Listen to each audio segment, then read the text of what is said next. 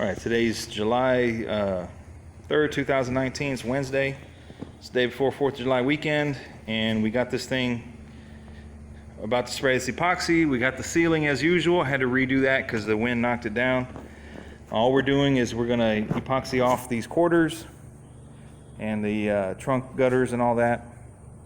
And really that's it. So we got everything masked. We got the roof overkill masked, firewall with paper, blanket, plastic, and then the roof again. So what we're gonna do is we're gonna spray this SPI epoxy, reduced about 20% as a sealer, and then we're gonna come back tomorrow morning and base and clear this. So we had a little spot right here that we worked on yesterday, which turned into a lot more work than we anticipated. Put about, what, 3 hours in that? Yeah, about 3 hours in fixing a high spot. And but we feel better about it now, so that's blended out pretty good. And we're about to wax and grease this thing. First mix this epoxy because you're supposed to let it induce for 30 minutes. And then during that we'll wax and grease, hook up our gun, spray the stuff, call it a day. Stay tuned. All right, brought y'all back. So we had a couple runs on this piece. It was really awkward to spray when we sprayed it, I think, the first time around. So we took it apart. We're gonna get it really good. It's way easier to spray like this, I promise you that. But it's the dash bezel. We got the gas door ready to go. But what do you think, man? You like it? Oh yeah. Yeah? Oh yeah. So what did we say at first? We said we was gonna have this thing cleared by July 4th weekend. July 4th, and we talked about that almost a month ago. It's been about a month. So That's kind of a big deal because a lot of paint shops will say, you know what, yeah, I'll get it to it on this day and we'll do that on that day, and they don't come through. Exactly, and we've been on schedule for a month. And that's kind of a big deal, man. I mean, you know, I'm not taking credit for it because you did most of the work, but it's just to let people know that, you know, you can do this yourself and you don't have to rely on people. This, what they call paint prison. I mean, it's been a team effort, you know. Sure. But it's on schedule. And a lot of painters struggle with being on schedule. Yep, absolutely. So this is just part 2 or 3. We're gonna bring y'all back tomorrow when we have base coat. But I'm feeling really good about the body work. You did a good job on the body work, huh? Yep. So we'll bring y'all back tomorrow once we get this thing in color. Y'all stay tuned.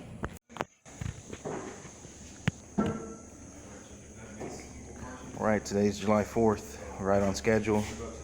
We got the lights hooked up. We did a little knock down a couple nibs here. 800 on the epoxy. I didn't have too bad, but just want to get as good as we can. Got a little light set up. I mean, we're trying to make do with what we got. It ain't the best setup in lights, but it gets the job done. So he's over here mixing the base coat right now. We've got a student with us today.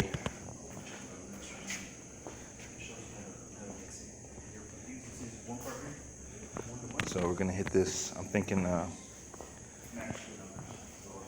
at least 3 coats, but I'm thinking 4 just to be safe, just to get good coverage, make sure we didn't miss any spots or anything like that. We'll go 4 coats and bring y'all back once this thing is in red. All right, so we got this thing in 4 coats of color. I think 3 was enough, but we end up having to, it's kind of tricky getting these hinges coated and all in the trunk and spots that you see. So once we did that, we went ahead and just coated the whole thing one last time. So this is 4 coats of base, but I think 3 would have been enough. But getting ready to spray the clear. It's getting warm in here. But overall, it laid out pretty good. We don't have any bugs. It's nice and flat. Flashed off good. So hopefully we can get this. All right, so we just cleared this thing. This is 3 coats of that shop line. As usual.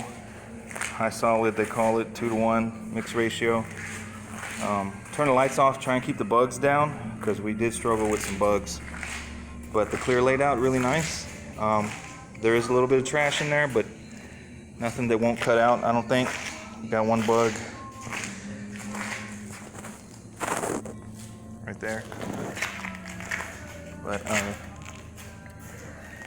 we didn't get any runs, no runs at all, no real dry spray, just a little bit of texture. But I'm thinking 2000 grit will fix that problem. My main issue was I didn't want runs because you're spraying a vertical panel. But it's kind of tricky to get these hinges. It was tricky to get them coated. We had to use a lot of lighting, different angles. And but he did a really good job on the bodywork here.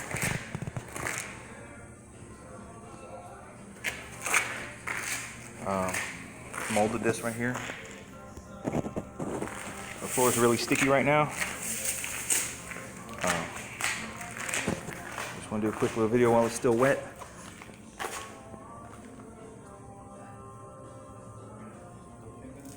Like I said, it has a little bit of texture, but I'm pretty confident I can cut that down and buff it out. No problem. Main thing was I didn't want runs.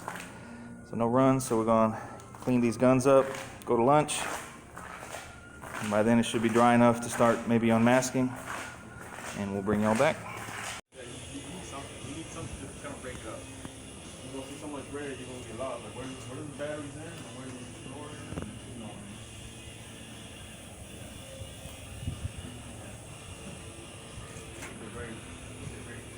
I mean, worst case scenario is you say, you know what?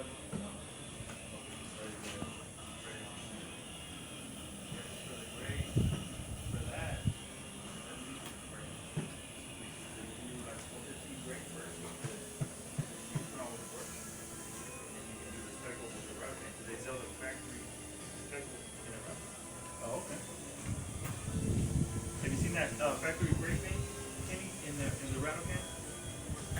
Like for the trunk? For the trunk, the original.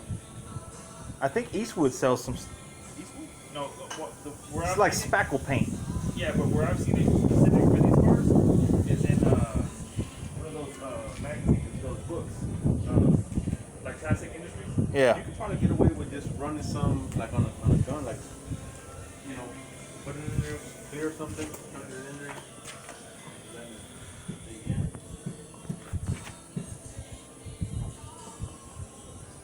You gonna do panels, like all panels out, or just the wall?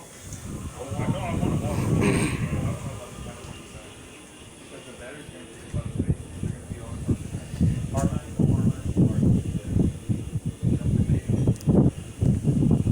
I told him to run the hard lines straight to the floor instead of the wall. You know, a lot of people do it to the wall, false wall or whatever. I say run them straight to the floor.